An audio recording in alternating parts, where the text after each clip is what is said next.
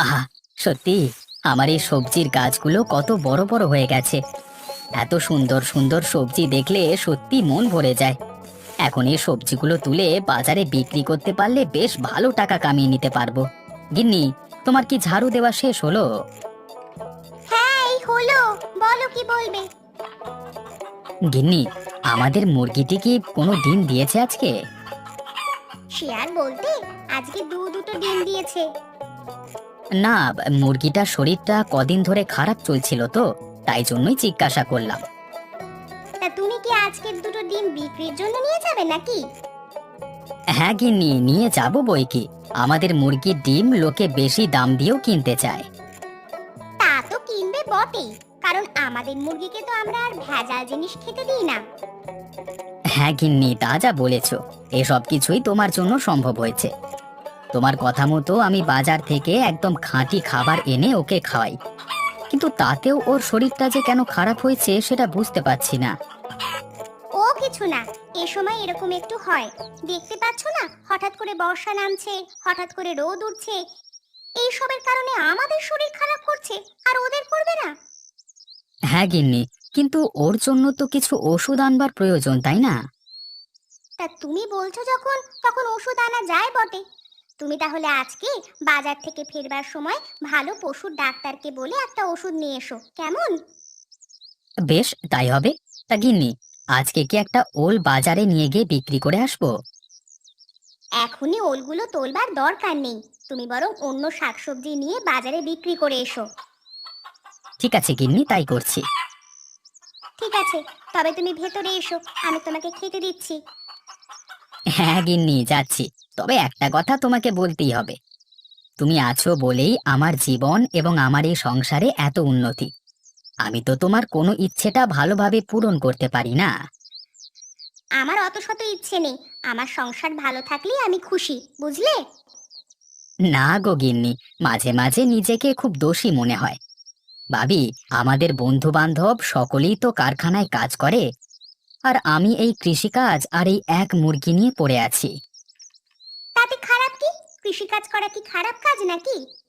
শোনো, নিজেকে ওরকম ছোট ভেবো না।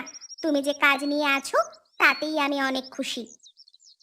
আমার ইচ্ছে আছে ভবিষ্যতে এই সবজির বাগানটা অনেক বড় করা, আর এই এক মুরগি থেকে নিজের একটা মুরগির ফার্ম তৈরি করা। তোমার সেই ইচ্ছে একদিন না একদিন ঠিক পূরণ হবে। শুধু ধৈর্য ধরে লেগে থাকো। আর আমি তো তোমার পাশে আছি সব সময়। তুমি থাকলেই হবে গিন্নি, আর কিছু চাই না আমার। ঠিক আছে, এখন তোমাকে খেতে দিয়ে দিই, এসো। না হলে আবার বাজারে যেতে অনেকটা দেরি করে ফেলবে। তাছাড়া আমারও তো অনেক কাজ পড়ে আছে। সেই সমস্ত কাজগুলো উদ্ধার করতে হবে তো। চলো গিন্নি, চলো। হ্যাঁ, কিরে নগেন, বাজার ঘাটের কি অবস্থা বল? খাঁটি জিনিস কিছু পাওয়া যাচ্ছে নাকি সবই ভেজাল? সত্যি বলতে জমিদার বাবু, বাজারে তো এখন খাঁটি জিনিস কোনোটাই পাওয়া যায় না। সবই ওই কীটনাশকে ভরপুর। তা বললে হবে? তুই আমার একমাত্র কাজের লোক। তোর নাকের ডগায় এ সমস্ত লোকেরা 2 নম্বরি ব্যবসা করে বাজারটাকে ভরিয়ে ফেলবে, সেটা তো হতে দেওয়া যায় না। না জমিদার বাবু, আপনি সেসব নিয়ে চিন্তা করবেন না। আমাদের গ্রামে যে সবাই 2 নম্বরই ব্যবসা করে তা নয়। কিরকম? কি বলতে চাইছিস তুই, খুলে বল। জমিদার বাবু, আমাদের গ্রামে গোপাল আছে না, ওই গ্রামের একমাত্র কৃষক, যে কিনা নিজের ঘরের উঠানে একদম নির্ভেজাল ভাবে সবজিপাতি চাষবাস করে। আর তার কাছে একটা মুরগিও আছে। সেই মুরগির ডিম খেতে অনেক সুস্বাদু। ডিম যে সুস্বাদু তুই কি করে জানলি? হ্যাঁ বাবু, আমি এই কদিন আগে ওর কাছ থেকে দুটো ডিম কিনে ঘরে নিয়ে গিয়েছিলাম। সেই ডিম খেয়ে শরীর মন যেন চাঙ্গা হয়ে গেল, কাজের শক্তি দ্বিগুণ হয়ে গেছিল। তাও তুই আমাকে একবার খাওয়ালি না, তাই তো? ভালো ভালো, আমাকে ভুলে যা তাহলেই হবে। হ্যাঁ, আপনাকে কি করে ভুলে যাব বাবু? হ্যাঁ, আপনাকে ভুলে গেলে আমাদের চলবে কি করে? আচ্ছা, কি যেন নাম বললি লোকটার? কে জমিদার বাবু? গোপাল? হ্যাঁ হ্যাঁ, ওই লোকটাকে কি আজকে বাজারে পাবি? হ্যাঁ বাবু, আশা করছি পাবো। কেন বলুন তো, আপনার জন্য কিছু কিনে আনবো? আমার জন্য কিছু কিনে আনতে হবে না। তা তুই বরং একবার বাজারে চলে যা, গোপালকে ডেকে নিয়ে আমার কাছে চলে আসবি। বলবি আমি তাকে ডেকে পাঠিয়েছি। ঠিক আছে জমিদার বাবু, আমি এক্ষুনি বেরিয়ে পড়ছি। আপনার আর কিছু লাগবে? যদি ওর কাছে ডিম থাকে তাহলে আমার জন্য আনতে বলিস, আমি টাকা দিয়ে দেবো, কেমন? আমি একবার খেয়ে দেখি ডিমগুলো কেমন খেতে। ঠিক আছে জমিদার বাবু, আমি তাহলে বরং এখন বেরিয়ে পড়ি। না হলে গোপালের মুরগির ডিমের যা চাহিদা, হয়তো আর না পেতেও পারি।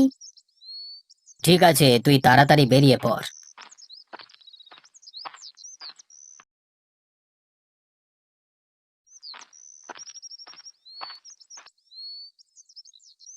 এই যে জমিদার বাবু, গোপালকে নিয়ে এসেছি। নমস্কার জমিদার বাবু, আপনি আগে আমাকে ডেকে পাঠালে আমি আপনার জন্য কিছু সবজি আর মুরগির ডিম নিয়ে আসতাম, কিন্তু আজকে তো সে উপায় নেই, আমার সমস্ত জিনিস বাজারে বিক্রি হয়ে গেছে। আমি এটা শুনে খুবই খুশি হলাম গোপাল, যে আমাদের গ্রামের কেউ একজন নির্ভেজাল শাকসবজি উৎপন্ন করে কোনো কীটনাশক ছাড়া।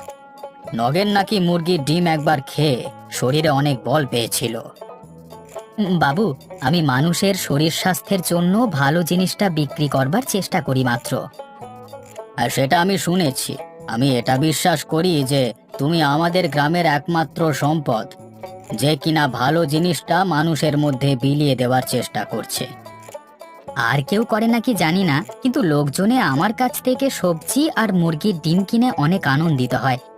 তাদের আনন্দ দেখে আমি নিজেকে আরো বেশি বেশি করে এই কাজে নিমজ্জিত করেছি। বাহ, তোমার কথা শুনে আমি খুবই আনন্দিত হলাম। তবে জমিদার হিসেবে আমারও এই গ্রামের প্রতি একটা দায়িত্ব আছে। আর তোমাকে যখন আমি পেয়ে গেছি তখন কি জমিদার বাবু? তোমাকে যখন পেয়ে গেছি তখন আমি এই নির্ভেজাল খাঁটি স্বাস্থ্যকর শাকসবজি উৎপন্ন করে আমাদের গোটা বাজার ভরিয়ে দিতে চাই। আর হ্যাঁ, তার সাথে মুরগির ডিম এবং মাংস।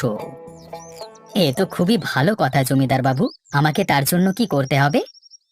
তোমাকে বিশেষ কিছুই করতে হবে না, তুমি শুধু দাঁড়িয়ে থেকে তত্ত্বাবধান করবে। আমি আমার তরফ থেকে কিছু লোক তোমাকে দেব, তুমি তাদেরকে দিয়ে তোমার মতন করে সঠিক পদ্ধতিতে কাজ করাবে। কিন্তু জমিদার বাবু, এই কাজের জন্য অনেক টাকার প্রয়োজন এবং অনেক বড় জায়গার প্রয়োজন। তার জন্য আমি আছি তো, আমি থাকতে টাকা পয়সার কোনো অভাব হবে না। আর জায়গা জমি তো আমার কাছে আছেই। তুমি তাহলে আজ থেকে এই বিশেষ কাজের তত্ত্বাবধায়ক। আমি চাই না আর তুমি এরকম গরিব থাকো। যেহেতু তুমি ভালো কাজ করছো, সেহেতু তোমার অবস্থার উন্নতি হওয়া একান্ত প্রয়োজন। আপনাকে যে কি বলে ধন্যবাদ দেব বাবু। আমি আজকে সকালেই আমার গিন্নির সাথে আলোচনা করছিলাম যে আমি একদিন না একদিন অনেক বড় হব, গোটা গ্রামের মানুষকে স্বাস্থ্যকর জিনিস খাওয়াবো। তোমার সেই সময় তোমার কাছে এসে গেছে গোপাল। ধরে নাও ওপরওয়ালা তোমার জীবনে পরিবর্তন ঘটাতে চলেছে। তোমার মতো মানুষ এই গ্রামের গর্ব। সত্যি গোপালদা, তোমার সবজি এবং ডিমের তুলনা হয় না। আমিও মাঝে মাঝে বাবুকে দেখাশোনার পাশাপাশি তোমার কাছ থেকে কাজ শিখতে চলে যাব। তোমার কোনো অসুবিধা নেই তো?